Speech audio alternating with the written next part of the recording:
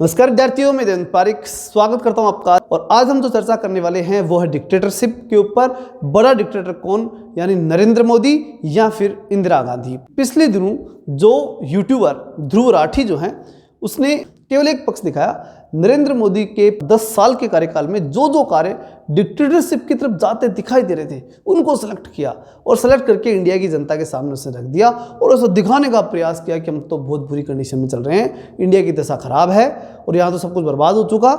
तो ऐसे में मेरे मन में आया कि यार भाई रुक, तू कहाँ जा रहा है, क्यों पब्लिक को परेशान कर रहा है, समझ तो सही, लोगों को सही तो बता। कोई दिक्कत नहीं, ऑब्जेक्शन करो, ठीक है, मोदी जी का विरोध करो, बहुत अच्छी बात है, करना भी चाहिए, पक्ष विपक्ष सारी बातें हैं। लेकिन इंपॉर्टेंट बात वो है कि आप अगर एक पक्षीय विचार दिखा रहे हो इसका मतलब कहीं दाल में काला है। एक पक्ष क्यों दिखा रहे हो? क्या इंदिरा गांधी को भूल गए? डिक्टेटरशिप का एक नायाब नमूना था वो तो सारा का सारा प्रोग्राम ही, पूरा आपातकाल देख सकते हो उसके अंदर। मतलब 2 साल तक हिंदुस्तान की जनता को जीने का अधिकार नहीं था, ये मान लो आप। उठा करके सबको जेल में डाल दिया था, उसको भूल गए आप। तो उसी विषय पे आज हम चर्चा करेंगे और सबको जानने का राइट है कि वास्तव में तानाशाही का रूप जो है वो किस प्रकार का हो सकता है और किस प्रकार का इंडिया में हुआ था। हालांकि मैं फिर कहूंगा कि न इंदिरा गांधी भारत में तानाशाही दिखा पाई लंबे समय तक और न ही कोई और व्यक्ति दिखा सकता है। और आज की तारीख में तो संभव ही नहीं है। आज की तारीख में कहाँ डिक्टेटरशिप दिख गई? आप बोल रहे हो मजे से, इतना अधिकार भाई साहब डिक्टेटरशिप में नहीं होता है, ठीक है ना। ये होता ही नहीं कि आप बोल जाओ और इंडिया में और फिर उसके बाद में आपके विचारों पर यह व्याख्यान देने वाले कई लोग मिल जाएं, ऐसा नहीं होता है। डिक्टेटरशिप में बोलने का राइट खत्म होता है, सबसे पहला काम ये होता है, ठीक है, जो आज हम जानेंगे इसके बारे में। चलिए शुरू करते हैं। सबसे पहले हम बात कर लेते हैं इंदिरा गांधी की। तो इंदिरा गांधी ने 1975 के अंदर आपातकाल लगाया। क्यों लगाया? तो इलाहाबाद हाई कोर्ट की बात है। एक केस आता है और वो केस आता है राजनारायण के थ्रू। और राजनारायण कौन है? सांसद क्षेत्र रायबरेली, वहां से इंदिरा गांधी के सामने राजनारायण ने चुनाव लड़ा। उस वो हार गया, निश्चित रूप से तिब्बती लीडर से हार नहीं था। उसने अपनी हार का कारण बताया कि इंदिरा गांधी जो थी उसने चुनाव के अंदर सरकारी मशीनरी का उपयोग किया और मैं हार गया। और ये बात उसने इलाहाबाद हाई कोर्ट के अंदर जाकर के रखी। इलाहाबाद हाई कोर्ट ने उस पर एक्शन लेते हुए माना कि हाँ भाई बात तो सही है, बात में दम अगले में कि जो है सरकारी मशीनरी काम तो ली गई है। ये डिसीजन हुआ कि इंदिरा गांधी गलत तरीके से चुनी गई और उनका जो एमपी का चुनाव है वो रिजेक्ट किया जाता है। ये बात किसने कह दी? Allahabad high court. तो इस बात को चुनौती दी जाती है सुप्रीम कोर्ट में। और सुप्रीम कोर्ट एक बात कहते हैं जो कि कानूनन सही भी थी। वो वहां पे कहा जाता है कि देखिए बात यह है कि प्रधानमंत्री पद से तो नहीं हटाया जा सकता।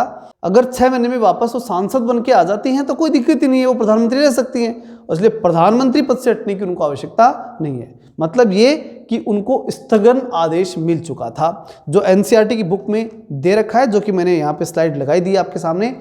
स्थगन आदेश जो मिल गया उसके बाद पब्लिक का विरोध स्टार्ट होता है। पब्लिक कहते हैं कि भाई इंदिरा गांधी को हटना चाहिए क्योंकि इलाहाबाद हाईकोर्ट ने साफ कहा कि गलत तरीके से चुनी गई है और जब ये तानाशाही है तो गलत बात है।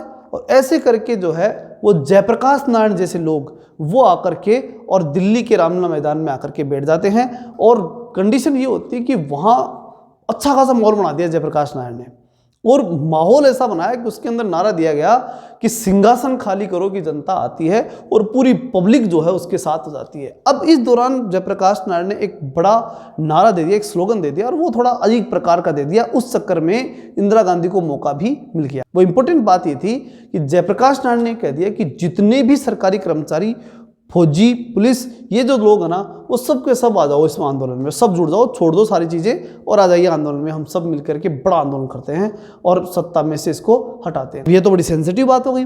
अब इसको उठाया, यानी इस बात को उठा करके और ये बात कह दी गई कि आंतरिक अशांति का माहौल बनने जा रहा है और आंतरिक रूप से जो है वो सारा मामला हाथ से निकल जाएगी, इसलिए एक काम करो, आपातकाल लगाना पड़ेगा साहब। तो इंदिरा जाती है फखरुद्दीन अली अहमद के पास और जाके कहती है कि साहब एक काम करो, आपातकाल की घोषणा करो। फखरुद्दीन अली अहमद ने इंदिरा गांधी के कहने पे आपातकाल की घोषणा कर दी। अब यहाँ जो था कि चूंकि प्रधानमंत्री अकेला तो होता नहीं, पूरा मंत्रिमंडल होता है, उसकी सिफारिश और पूरा सिस्टम होना चाहिए। प्रधानमंत्री अकेला तो सब कुछ नहीं है। तो उसके बाद जब आपातकाल लग चुका था उसके बाद जो है वो बताया गया किसको? मंत्रिमंडल को। अब ये चीज़ गलत हो गई क्योंकि ऐसा करना तो फिर इसका मतलब आपने पब्लिक को साथ नहीं लिया, लोकतांत्रिक तरीके आपने काम में नहीं लिया, तो फिर ज़्यादा बड़ी बात हो गई कि डेमोक्रेसी को पूरी की पूरी तरह से क्या कर दिया, डेमोलिश कर दिया गया, खत्म कर दिया गया। तो ये बात उठी और फिर और ज़्यादा उग्र आंदोलन हुए। तो जयप्रकाश नारायण हो, फिर चाहे मोरारजी भाई देसाई हो, अटल जी, अडवाणी जी, अशोक मेहता जैसे लोग, इन सबको उठा करके कहाँ डाल दिया, जेल में डाल दिया। बड़े बड़े लोगों को, जितने भी बड़े लीडर्स थे ना, सबको उठा के जेल में। जब इन सब नेताओं को जेल में डाला गया तो साफ साफ दिखने लग गया कि अब डेमोक्रेसी कहीं नहीं है, क्योंकि लीडर्स को आपने सारों को ही उठा के कहाँ डाल दिया, जेल में। तो अब आपके खिलाफ तो कोई बोलने वाला नहीं है। तो फिर वो आपातकाल चरम पे पहुंचता है और उसके बाद में इंदिरा गांधी से भी ज़्यादा आगे बढ़ करके संजय गांधी जो उसका बेटा था, उसने सब कुछ अपने कंट्रोल में किया। अब बताओ कितनी बड़ी बात है। और फिर आप कह रहे हो डिक्टेटरशिप मोदी जी के काल में। कहाँ है डिक्टेटरशिप मोदी जी के काल में? इस कंडीशन को समझिए आप कि सब कुछ अपने कंट्रोल में किया जा रहा है, उठा करके सारे विपक्ष को जेल में डाला जा रहा है। और उससे भी बड़ी बात कि आप अखबार को भी बोलने नहीं दोगे। और उससे भी बड़ी बात कि एक बेटे के कहने से देश चलेगा क्या? किसी प्रधानमंत्री के बेटे से सब कुछ चलेगा क्या? नहीं ना। लेकिन ऐसे किया गया, मतलब खुले तौर पर उसने, जो संजय गांधी है, उसने पूरी तरह से शासन सत्ता को अपने कंट्रोल में लेकर के चलाने का पूरा प्रयास किया। बड़ी बात थी ये। और उसके बाद में हर चीज़ को कंट्रोल करने की कोशिश की गई। और वहाँ ऐसे ऐसे डिसीजन जिनकी आप कल्पना नहीं कर सकते। नसबंदी जबरदस्ती कर दो, अगर आप 10 नसबंदी नहीं कर पाओगे तो आप सरकारी कर्मचारी नहीं, आपको उठा दिया जाएगा। तो इस प्रकार की दशा कर दी गई कि आदमी जीना भूल गया और सरकारी कर्मचारियों की तो स्थिति बहुत खराब हो चुकी थी। लोग आप समझ सकते हैं कि डेमोक्रेसी पूरी तरह खत्म थी और डिक्टेटरशिप वो थी असली जो दिखाई गई थी उस समय, जो छाई थी ना, वो थी डिक्टेटरशिप। अगर मैं इसका सबसे बड़ा उदाहरण देना चाहूँ तो मैं ये दूंगा कि उस समय आर्टिकल 19(1)(a) पूरी तरह समाप्त हो चुका था। पूरी की पूरी जो मीडिया थी वो बैन हो चुकी थी। मीडिया वाले वही छापेंगे जो संजय गांधी कहेगा या उसका परिवार कहेगा या फिर कांग्रेस कहेगी या उसकी सरकार कहेगी। कहने का मतलब पूरी तरह से खत्म थी कहानी। आज आप ये कह रहे हो कि गोदी मीडिया हो गया। अरे गोदी मीडिया तो चलो फिर भी वो अपना प्रचार के लिए, ऐसे मान लो कि पब्लिक ज़्यादा देखती है तो इसलिए वो लोग अपनी वो बिजनेस कर रहे हैं, वो अलग कंडीशन हो सकती है। लेकिन आप पकड़ करके मुंह दबा दो कि नहीं अब बोलेगा नहीं तू, और बोलेगा वो वही जो हम कह रहे तेरे को। अखबार की छपाई बंद कर दी। क्या बात करते हो आप? उस समय की स्थिति अगर आप देखोगे तो पूरी तरह से सेंसरशिप लग चुकी थी। सेंसरशिप का मतलब है कुछ नहीं करना आपको, वही जो भी एक पन्ना या एक लाइन भी छापोगे ना, पूंछ के छापोगे। पेपर्स की स्थिति ये थी कि पूरी तरह से खाली पन्ने आते थे और सामने अखबार वाले विरोध में सिर्फ एक खाली पन्ना छाप सकते थे और कर भी कुछ नहीं सकते थे। इतनी दशा खराब थी उनकी और कुछ भी नहीं कर पाए वो लोग। आज तो फिर भी 2-4 आदमी खड़े होकर के वो एक ही प्रकार का नमूना दिखाते हैं पूरे भारत में। वो एक अलग कंडीशन हो सकती है कि आप एक ही एक बात को कहेंगे और दिमाग सबके है, पढ़े लिखे सब है, आप और मैं सब पढ़े लिखे हैं, कि कोई कुछ कहेगा तो हम सब कुछ स्वीकार कर लेंगे, ऐसा नहीं होता। लेकिन किसी देश के आम नागरिक जो भोले भाले, जो वास्तव में जिनके पास अगर कहीं किसी स्थिति में, हालांकि मैं मानता हूं कि आज के 20-25 साल पहले जब 77 वाले जो लोग थे और अगर वो आज वृद्ध हैं तो वो जानते हैं इस बात को कि उस समय इंदिरा गांधी ने क्या किया था। उन्हें तो समझाने की हमें आवश्यकता ही नहीं है। लेकिन जो नई पीढ़ी है उसके माइंड में ये चीज़ जाती है कि हाँ भाई, और मोदी तो बिल्कुल डिक्टेटर है, ऐसी प्रेजेंट करना, किसी भी डेमोक्रेसी को बदनाम कर देना, ये, और वो भी बाहर बैठ के वो आदमी, और तो फिर बर्दाश्त से बाहर होता है। और इसी प्रकार की मैं अगर बात कहूँ आपको तो सेंसरशिप के साथ साथ इसके अंदर बोलने का अधिकार भी। आप 5 आदमी इकट्ठे होकर के बोल नहीं सकते थे, सभा नहीं कर सकते थे, कहीं पर भी आप सम्मेलन नहीं कर सकते थे, हर चीज़ बैन। और जब आप विरोध करने के लिए दो ही लोगों को इकट्ठा करके बोल नहीं सकते तो क्या कर सकते हो? कुछ नहीं कर सकते। ये थी असली डिक्टेटरशिप। और उसके बाद में आँख नाक कान सब बंद रखो, क्योंकि गलत हो रहा है तो गलत हो रहा है तो चुप रहो। अगर नसबंदी जबरदस्ती की जा रही है तो चुप रहो, अगर आप खुद जाके छुप जाओ। ये स्थिति उस समय की थी। और उस समय आरएसएस जैसे संगठनों के ऊपर बैन लगा दिया गया। जो करते क्या थे, आरएसएस क्या करता है, आरएसएस वाले शाखा लगाते हैं और ज़्यादातर क्या करते हैं, अभ्यास करते हैं, शारीरिक और मानसिक अभ्यास के अलावा तो कुछ नहीं करते वो लोग। अब ये बात अलग है कि जब इंदिरा गांधी ने इन लोगों को छेड़ दिया तो ये संगठित होते होते आज जाकर के सत्ता पे काबिज हो गई तो दिक्कत हो गई, वो अलग कंडीशन है, वो तो होंगे ही। जब धीरे धीरे आपस में जुड़ेंगे और जब अगर आप किसी के साथ गलत करोगे तो वो लोग अपना काम स्टार्ट कर देंगे और मजबूती से करेंगे। फिर तो करो या मरो के नारे के साथ लगते हैं। एक तरह से समझ जाते हैं कि अब तो संगठित होना है।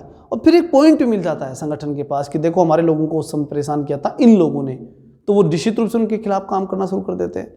तो निश्चित रूप से आरएसएस को बढ़ाना, बीजेपी की उत्पत्ति, ये सब 80 के बाद में हुआ। क्यों हुआ?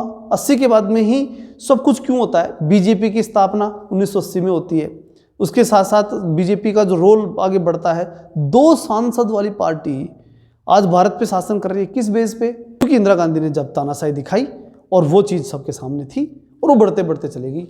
तो इस प्रकार से इन संगठनों को प्रतिबंध कर दिया गया, जहाँ से व्यक्ति सिर्फ बोल रहा था, जहाँ से कर क्या रहे थे, मैदान में साकाई तो खेल रहे थे, उनको बिठा के बंद कर दिया। अगर वो मान लीजिए, अगर ये बात भी चलिए मान लेते हैं कि आरएसएस वाले इंदिरा गांधी के खिलाफ कर भी रहे थे एक्शन, तो भैया इस डेमोक्रेसी में सरकारों के खिलाफ कौन क्या नहीं कर रहा? बहुत से लोग विरोध कर रहे हैं, तो क्या उनको उठा करके जेल में डाला जा रहा है? आंदोलन तो किए जाते हैं, लेकिन आंदोलन नहीं करके जो संगठन बने हुए थे उन संगठनों को भी पूरी तरह से बैन कर देना, ये सब क्या लोकतंत्र दिखाता है? नहीं ना।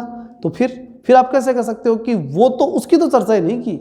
मतलब मुझे चंबा इस बात का आया उस वीडियो को देख करके कि इस आदमी ने इंदिरा गांधी का नाम तक नहीं लिया, डिक्टेटरशिप का, क्योंकि उसका नाम लेते थे फिर बताना पड़ता है कि डिक्टेटरशिप किसे कहते हैं। तो इसलिए इस प्रकार के भ्रम फैला करके आम जनता में गलत परसेप्शन डेवलप करना, ये बहुत बड़ी गलत बात है। बहुत से साहित्यकारों ने अपने पद्मश्री भी वापस लौटाए थे। और उसी के साथ साथ सबसे बड़ी बात जो हुई थी, सबसे इंपॉर्टेंट काम, वो था 42वां अमेंडमेंट, 42 अमेंडमेंट जो हुआ था इंडिया के अंदर, वो तो बड़ा कारण था। उस संशोधन का तो इतना बड़ा इफेक्ट था, उसमें जो 3 चीज़ें अगर मैं गिनाऊं, अगर मोटी मोटी 3 चीज़ें अगर उसके अंदर मैं गिनाता हूं आपको, तो बड़ी स्पेशल थी। सबसे पहले अगर हम बात करें कि संसद का कार्यकाल बढ़ा देना, 5 साल से 6 साल बढ़ा दिया, 1 साल जबरदस्ती गई, वापस फिर बाद में 44 संशोधन करके फिर से 5 साल किया गया था उसको। दूसरा अगर हम देखें तो भारत की प्रस्तावना के अंदर जो पंथ निरपेक्षता शब्द जोड़ा गया, वो किस लिए जोड़ा गया था? किसी पूछे तो क्या उससे पहले क्या भारत सेकुलर नहीं था? उससे पहले भी था, लेकिन अब उसके बाद में पंथ निरपेक्ष सेकुलर दिखा करके कुछ लोगों के वोट अपनी तरफ खींचने का जो काम किया, वो कौन से लोकतंत्र को दिखा रहा था? वो सब अपनी जो है पॉलिसी डेवलप करने की कहानी थी। उसके बाद में अगर हम बात करें मौलिक कर्तव्य, हालांकि प्रत्येक नागरिक के कर्तव्य होने चाहिए, लेकिन कर्तव्य याद दिला करके आपके ऊपर कंट्रोल करना कि ये आपके कर्तव्य है ना, आपको इनको मानना पड़ेगा और नहीं उठा के जेल में डाल देंगे, यही तो बात हुई। क्या 80 से पहले, क्या इससे पहले 42वें संविधान संशोधन से पहले क्या भारतीय नागरिक अपने कर्तव्यों का पालन नहीं कर रहे थे? कर रहे थे। तो महत्वपूर्ण क्या है, इन सब चीज़ों के माध्यम से क्या किया जा रहा था? पब्लिक पे कंट्रोल किया जा रहा था, और पब्लिक के ऊपर कंट्रोल करना ही तानाशाही है, अराजकता है। जब हम बात करते हैं हिटलर मुसोलिनी की, तो उन्होंने सबसे पहले क्या किया था? ये तो किया था, लोगों को कर्तव्य नाम की चीज़ के माध्यम से कंट्रोल करने का प्रयास किया था, और वही कर्तव्य जोड़े थे किसने? इंदिरा गांधी ने। तो आप किस बेस पे कह सकते हैं कि भारत में डिक्टेटरशिप का माहौल बनेगा? पहले हम देख चुके, भारत इस दौर से गुजर चुका, अब ऐसा वापस नहीं आ सकता। जब एक बार किसी के साथ हो चुका होता ना, बड़े सोच समझ के चलते हैं वो देश के नागरिक, वो समझ जाते हैं फिर ये कि ऐसा होगा। इसलिए आप इस प्रकार का भ्रम मत फैलाइए। डिक्टेटरशिप किसी स्थिति में नहीं आ रही, सिर्फ कुछ लोगों को संतुष्ट करने के लिए, कुछ लोगों के कहने से, उस बेस पे आप अगर इतने बड़े देश के चुने हुए प्रधानमंत्री को आप डिक्टेटर कहने लगेंगे ना, तो जनता बर्दाश्त तो नहीं करेगी। आप इस बात का ज्ञान देने वाले हैं कौन? और सबसे बड़ी बात अगर मैं कहूँ तो बिना फैक्ट के और बिना तुलना के आपने सारी बात करके क्या प्रमाणित करना चाहा, इस बात का उत्तर अगर आपको ये वीडियो पहुँच जाए ना, तो ज़रूर देना, ऐसी मैं आपसे आशा करूँगा। चलिए मिलते हैं नेक्स्ट वीडियो में, तब तक के लिए जय हिंद, जय भारत।